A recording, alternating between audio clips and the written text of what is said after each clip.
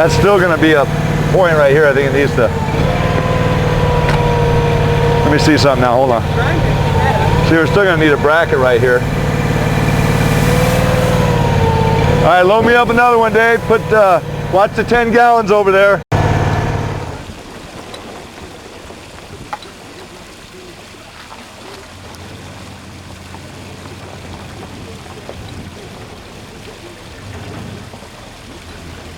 The reason for that, if I start throwing here and build up, and I don't ever do that, I go like this. I keep coming up the thing, but I don't do it from the bottom. But my last throw here, if it wasn't secured good, and it comes down, so is all my mud. So always start from the top. But my point was this, Bubba started throwing, well, you always stay away from, like the black area where it's spray painted, they overspray, you stay out of there, so you throw a clump here. Easier said than done. Start sliding. Yeah. Picking up your mat a little bit. That there. A little bit.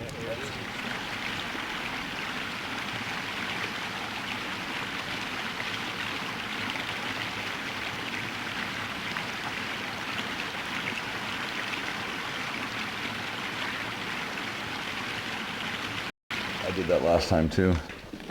Okay. I'll go ahead and just take that over there. All right, clean that up a little sec. Now, this is that fractured rock texture, and again, it's impeccable. God makes it, we recopy it, how could you go wrong?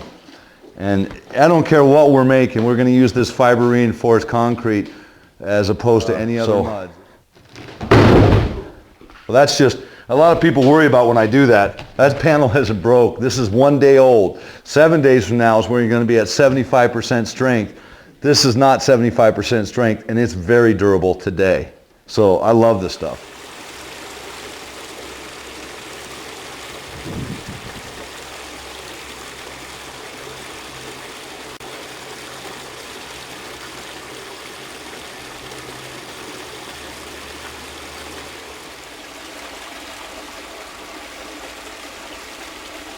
You can see, if you get up close, Sky, you can see the aggregate that's in there. It's very rich with color already. Now again, you can seed in the inlay method that we talked about with texture.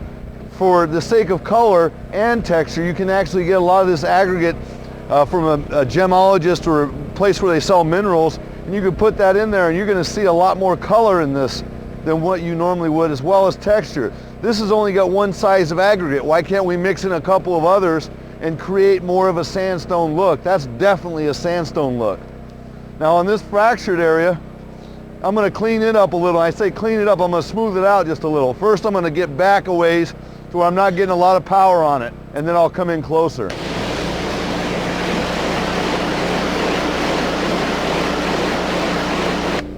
Now take a look at this. I don't know how good you can see it, but this is starting to expose aggregate here. I still have the definition that I had from the stamping, but it's a weathered look. It doesn't look creamy and fake. It looks more natural. Again, you're starting to see colors and texture from the exposed aggregate.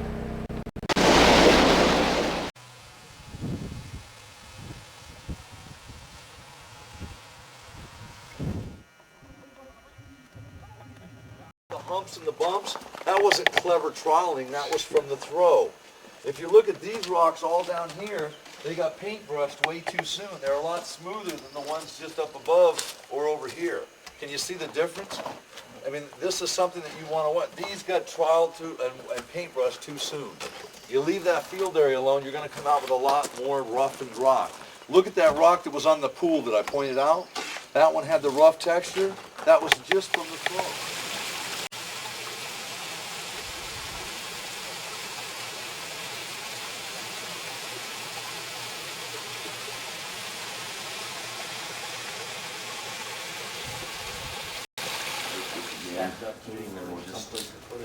I want it to go throughout the whole patio with that rock.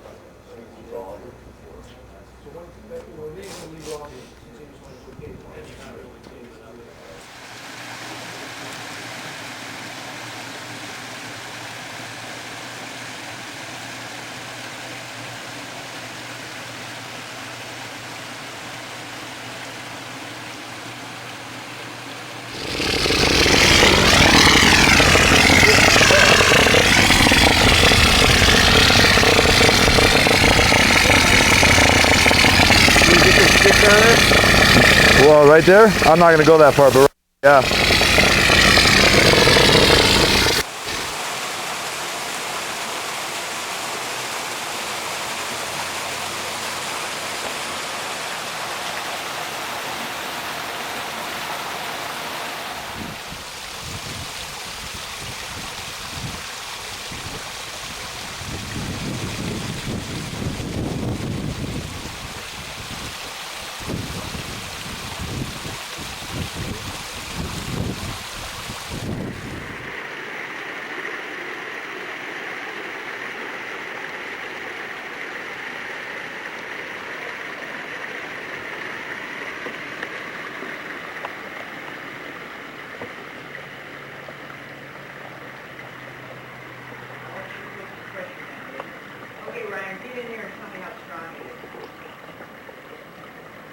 Over this panel that we made yesterday. Ray, I think it was you that asked the question about why is it we have to leave our rubber stuck to the rock. We can't pull it off before we make our hard mold and then just put it back on.